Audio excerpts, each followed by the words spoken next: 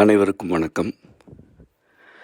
குளிர் சூழல் மிகுதியாகும்போது பின்பற்ற வேண்டிய சில உடல் மன நல நெறிமுறைகளை இந்த சிற்றுரையில் குறிப்பிடுகிறேன்.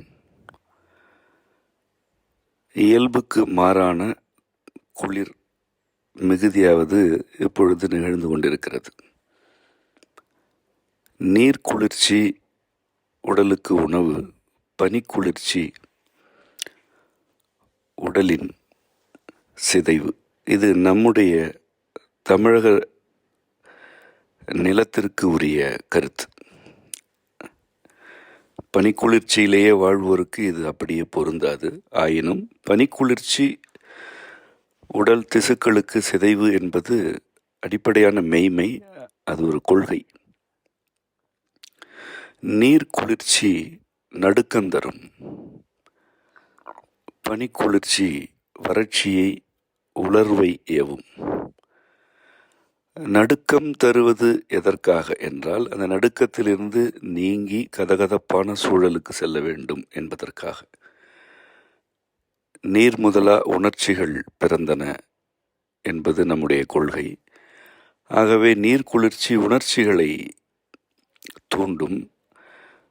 பொறுத்து கொள்ள இயலவில்லை என்றால் நடுக்கத்தை வெளிப்படுத்தும். அதிலிருந்து தப்புதல் ஓரளவுக்கு எளிது. பனிக்குளிர்ச்சி அவ்வாறானதல்ல. அது ஒரு நிலைக்கு பிறகு திசுக்களில் உள்ள நீர்மத்தை உறிஞ்சும். அது நடுக்கம் தரும். அது மட்டுமல்ல, திசுக்களில் சிதைவை ஏற்படுத்தும். இது ஒரு அடிப்படை. இந்த பனிக்குளிர்ச்சியோடு கரிமம் சேர்ந்து கொண்டால், அதாவது புகை உள்ளிட்ட மாசுகள் சேர்ந்து கொண்டால், மூச்சு மண்டலத்தில் அது திணறலை ஏற்படுத்தி கொண்டே இருக்கும். இந்த கரிமம் இயல்பான வெப்பச்சூழலில் உடலுக்குள் புகுந்து ஓரளவு வெளியேறிவிடும். ஏனெனில் வெப்பம் அசைவுக்குரியது. அது ஒரு இடத்தில் எதையும் தேங்கச் செய்யாது, எரிக்கும், அசைவித்து வெளியேற்றும். மாறாக பனிக்குளிர்ச்சி இருக்கிறது என்றால் வெப்பம் குறைந்து தூசு உள்ளிட்ட வெவ்வேறு மாசு துகள்கள் அசைவை குறைத்து கொண்டு எங்கு சென்று சேருகின்றனவோ அங்கு தங்கி பெருகிக் கொண்டே இருக்கும். இதனை நன்கு புரிந்து கொள்ளுங்கள். இதனால் மூச்சு மண்டலத்தில் சளி, கோழை ஆகியன புதிதாக ஊற்றெடுக்கும். அவ்வூற்றுகள் உடலுக்கு பொருந்தாதன. ஒரு நிலைக்கு பிறகு இது உதிரத்தில் தாக்கத்தை ஏற்படுத்தி உதிர ஓட்டத்தையும் சீர்கெடுக்கும். இயல்பாக எப்படி உதிரம் ஓட வேண்டுமோ அதற்குரிய அசைவு கிடைக்காது. அது வெவ்வேறு உடல் கேடுகளுக்கு இட்டு செல்லும். நாம் அந்த விளக்கங்களுக்குள் செல்ல வேண்டாம். ஆனால் நாம் செய்ய வேண்டியவை யாவை என்பதனை மட்டும் நோக்குவோம். குளிர்ச்சிக்கு மருந்து நெருப்பின் வெப்பம். செயற்கையான பொருட்கள், கருவிகளிலிருந்து வரும் வெப்ப காற்று தீர்வாகாது. அந்த காற்று, வெப்பக்காற்று, சிக்கல்களை மேலும் தான் உயர்த்தும். நெருப்பின் வெப்பம்தான் குளிர்ச்சிக்கு மருந்து. ஆகவே குளிர்ச்சியான சூழல் இருக்கிறது என்றால் அது இரவோ பகலோ விறகை சிறிய அடுப்பில் வைத்து எரித்து கங்கு உருவாக்குங்கள். அந்த கங்கு சில மணி நேரத்திற்கு அல்லது ஒரு கங்கு என்ன தன்மையில் இருக்கிறதோ அதற்கு ஏற்ப ஒரு குறிப்பிட்ட நேரத்திற்கு தணலை கக்கி கொண்டே இருக்கும். அதில் கை கால்களை நன்கு காட்டி இதமான உணர்ச்சி பரவும் வகையில் குளிர்ச்சியை தணித்து கொள்ளுங்கள். இதுதான் அடிப்படையானது. எரிவாயு அடுப்பிலிருந்து வரும் நெருப்பு இதற்கு தீர்வல்ல. ஆகவே தான் தெளிவாக கூறுகிறோம், நெருப்பு தான் மருந்து. விறகு உங்களுடைய எந்த மாநகரத்தில் இருந்தாலும் எங்கேனும் ஒரு இடத்தில் விறகு கடைகள் இருக்கும். நல்ல நின்று எரியக்கூடிய விறகுகளை ஓரளவுக்கு சில நாட்களுக்குத்தான் இந்த சிக்கல், தேவையான அளவுக்கு வாங்கி வைத்து இரும்பு அடுப்புகள் கிடைக்கும், கடைகளில் கிடைக்கின்றன. கீழே சிறிய வாயில் இருக்கும், கதவு இருக்கும். சற்று உயரமாக ஒரு 3/4 அடி 1 அடி உயரத்திற்கு தாங்குகால் கொண்ட இரும்பு அடுப்பு இருக்கும். அந்த அடுப்புகளை நீங்கள் வட புலத்திலிருந்து வருவோர் பயன்படுத்துவதை பார்த்திருக்கலாம். அவர்களெல்லாம் இப்படி நெருப்பு மூட்டித்தான் உடலின் வெப்பநிலையை தக்க வைத்துக் கொள்வார்கள். அதனை அப்படியே செய்யுங்கள். ஒன்று, அதாவது நெருப்பு மூட்டி குளிர்காய்தல் மிக மிக இன்றியமையாதது. வயது முதிர்ந்தோர், குழந்தைகள், உடல் நலம் குன்றியிருப்போர் ஆகியோருக்கு இதுதான் முதல் மருந்து. அந்த வெப்பம், நெருப்பிலிருந்து வரும் வெப்பம் முதல் மருந்து. அடுத்ததாக, ஆற வைத்த வெந்நீரை பருகுங்கள். மழை நீராக இருந்தாலும் கூட அப்படியே பருக வேண்டாம், ஆற வைத்த வெந்நீர் பருகுங்கள். எவருக்காவது செரிமான சிக்கல் இருக்கிறது, மந்தம் இருக்கிறது என்றால் சீரக நீர் பருகுங்கள். ஒரு நாளைக்கு ஒருவர் பருக வேண்டிய குடிநீருக்கு ஒரு சிறிய தேக்கரண்டி அளவிற்கு, சிறிய தேக்கரண்டி அளவிற்கான சீரகம், 5 முதல் 8 மிளகு, இதுவே ஒரு நாளைக்கு ஒருவர் பருக வேண்டிய நீருக்கு போதும். 5 மிளகு கூட போதும். வெந்நீர் நன்கு கொதிக்கும் போது கீழே இறக்கி விட்டு சிறிது சீரகம், 5 மிளகு போட்டு மூடி வைத்து விட வேண்டும். முழுமையாக மூடக்கூடாது, கொஞ்சம் காற்று நீராவி வெளியேறும் அளவிற்கு 3/4 பங்கு மூடி வைக்க வேண்டும். அந்த நீரை அவ்வப்பொழுது சூடேற்றி, தேவையான அளவுக்கு சூடேற்றி பருகுங்கள். காலையில் சீரக நீர் கொதிக்க வைக்கிறீர்கள் என்றால் அது அன்று மாலை வரை, மீண்டும் இரவுக்கு தேவையான அளவுக்கு, தேவை என்றால் இரவும், தேவை என்றால் தேவையான அளவுக்கு சீரக நீரை கொதிக்க வைத்து அதனை இரவுக்கு பருகுங்கள். மீண்டும் காலையில் புதிதாக சீரக நீரை கொதிக்க வைத்துக் கொள்ளுங்கள். இது 2வது வழிமுறை. ஒன்று நெருப்பு, 2வது ஆற வைத்த நீர். செரிமான சிக்கல் இருக்கிறது அல்லது காற்று தேங்கி இருக்கிறது உடலில் என்றால் சீரக நீர். இது மலச்சிக்கலுக்கும், இந்த குளிர்கால சூழலுக்குரிய மலச்சிக்கலுக்கும் இது ஒரு தீர்வுதான், சீரக நீர் எனப்படுவது. பொதுவான மலச்சிக்கல் வேறு, இப்பொழுது இப்படி இருக்கிறது என்றால் இது ஒரு தீர்வு. 3வதாக, உணவு பழக்கத்தில் அக்கறை காட்டுங்கள். பொதுவாக நாம் காலை உணவு கஞ்சி சிறந்தது என்று கூறுகிறோம். எப்பொழுதும் அதனைத்தான் கூறுகிறோம். ஒருவேளை காலையில் பசி மிகுதியாக இருக்கிறது என்றால் ஆவியில் வேக வைத்த உணவை, இட்லி, இடியாப்பம் போன்றவற்றை காலையிலும் உணவாக எடுத்துக்கொள்ளலாம்.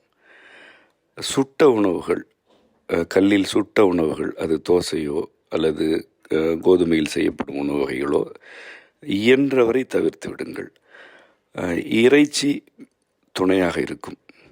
ஆட்டிறைச்சி மற்றும் நண்டு, ஈரால் போன்றவை, மீன் ஆகியன இந்த குளிர்கால சூழலை தாக்குப்பிடிப்பதற்கான திறன் வழங்குவன.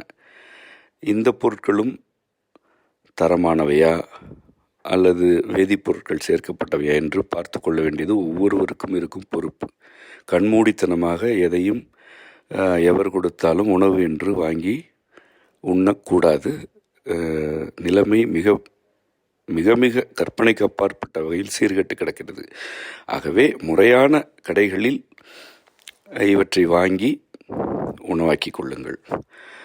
புலால் மறுப்போர் முருங்கைக்கீரை ரசம், நாம் இதனை பலமுறை கூறியிருக்கிறோம். முருங்கைக்கீரை ரசம், காய்கறிகளில் ரசம், அதாவது மலைப்பகுதிகளில் விளையும் காய்கறிகளில் ரசம் வைப்பது, அதாவது சூப் என்று ஆங்கிலத்தில் அழைப்பார்கள், அதனைத்தான் நாம் ரசம் என்கிறோம். குறிப்பாக பீன்ஸ் இருக்கிறது. இந்த பீன்ஸிலிருந்து ரசம் முறையாக வைக்கப்படும் பொழுது பீன்ஸ் தன்னுடைய கொழுப்பை வெளியிடும். அதாவது மலைப்பகுதிகளில் விளையும் காய்கறிகளில் கொழுப்பு மிகுதியாக இருக்குது. ஏனென்றால் அங்கு உள்ள குளிர்ச்சியான சூழலை தாங்குவதற்காக அந்த தாவரங்களுக்கு இறைவன் கொழுப்பை வழங்குகிறான்.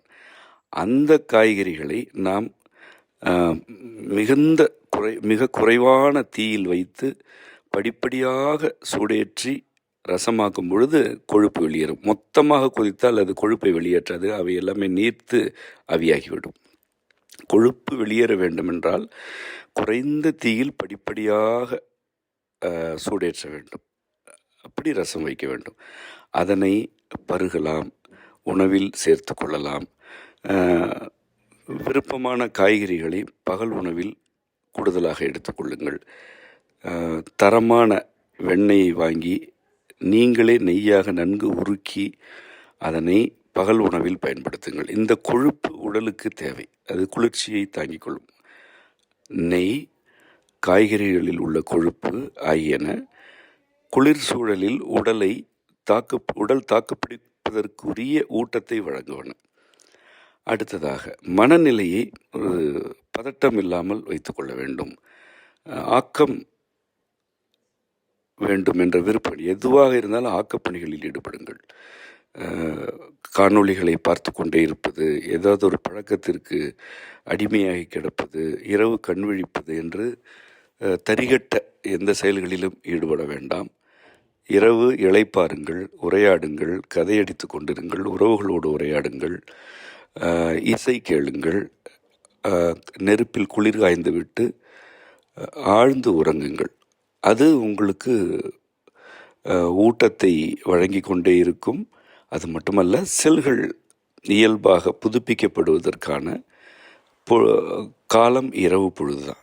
சளி மிகுதியாக இருக்கிறது, சளி இருமல் மிகுதியாக இருக்கிறது என்றால், ஒன்று குப்பை மேனி நீர்.